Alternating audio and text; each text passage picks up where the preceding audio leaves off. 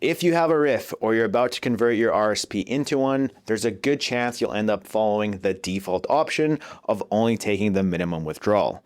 And honestly, that's exactly what most people do. The problem is that what feels like the safe choice isn't necessarily the best one.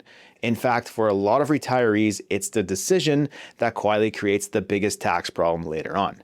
And that's really what this video is about. Not just the RRIF minimum, but all of the major RRIF decisions available to you, when they make sense, when they don't, and how each one impacts the amount of tax you ultimately pay over your retirement.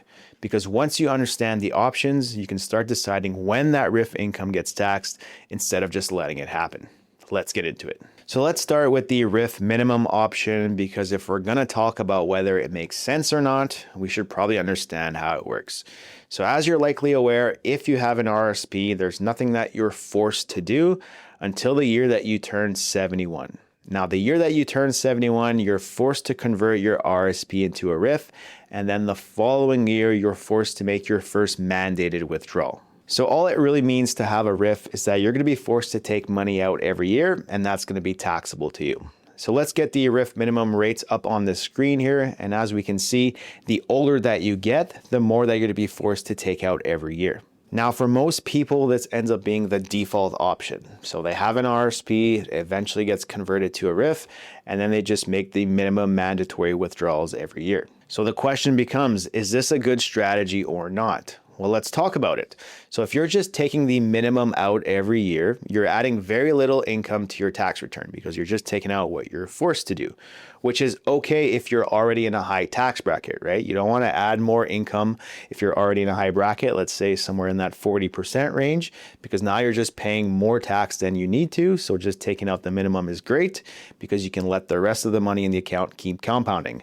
It's also a good option if you are near or already in the OAS clawback threshold. So if you add more income, then you're going to lose more old age security.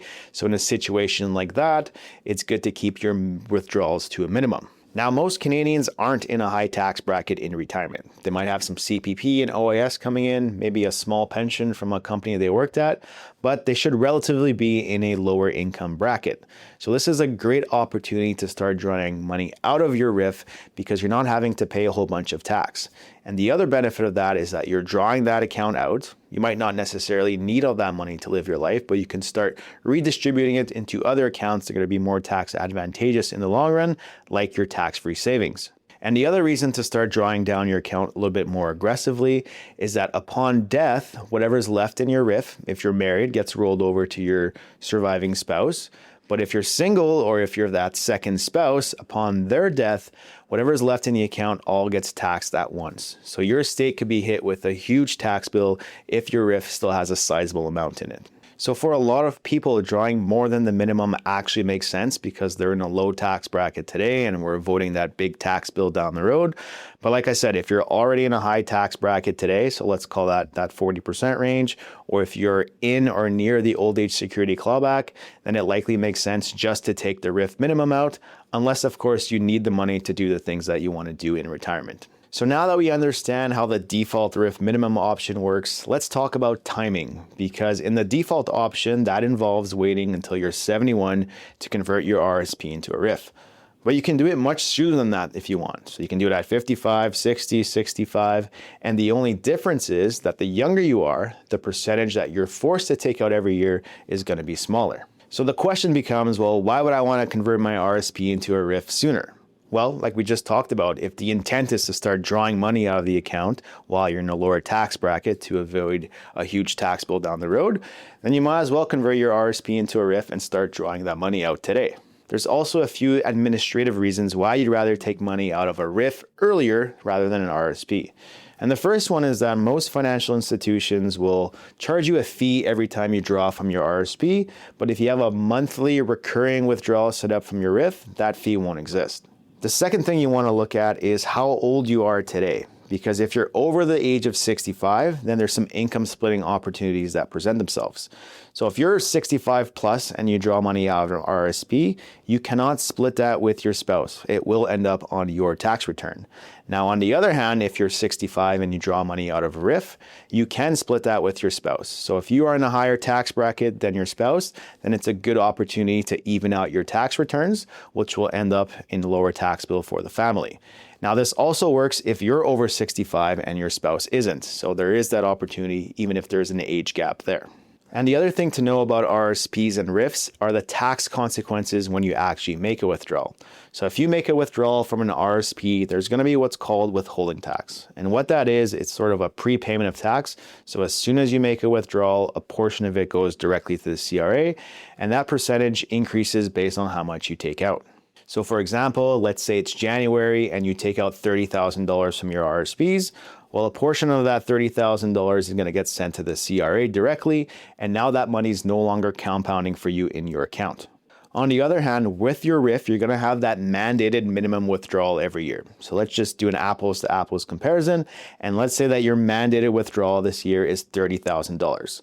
So in January, you can decide to take out the full $30,000. It hits your bank account. You're not forced to send anything preemptively to the CRA.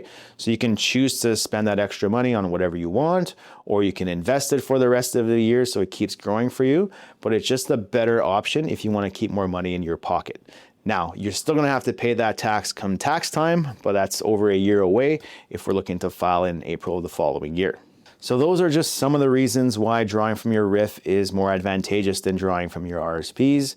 You're not going to have to worry about getting hit with a fee every time you make a withdrawal from your RRIF if it's set up as a recurring payment. You have the ability to split income after the age of 65. And also on the RRIF minimum that you have to take out every year, you're not forced to hold any tax. So it just keeps more money in your pocket and it can keep compounding for you over that entire year. Now, the other thing that you need to be aware of when setting up your RRIF is whose age are you going to be basing the payments off of. So you can use your own age or you can use your spouse's age. Now, this makes the most difference when there is a significant gap in the two spouses' age. So let's just say that you're 70 years old today and you have $1 million in your RRSP. If you convert it into a RRIF and you make a withdrawal, you're going to be forced to take out 5%, so $50,000. Now, on the other hand, when you set up your RRIF, you can use your spouse's age. So let's say your spouse is 65. So now based off their age, the minimum withdrawal would be 4%. So now you're drawing out $40,000 instead.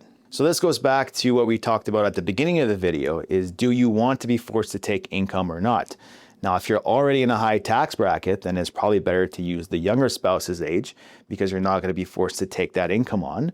But if you're going to be taking out that money anyways, then that becomes less of an issue because the minimum isn't really relevant because you're going to be taking out significantly more than that. But it's just something that you need to be aware of when setting up your tax plan, not just for today, but over the next 20 years of your retirement. So there's a lot to consider when converting your RRSP into a RRIF, and there's a lot of variables that come into play.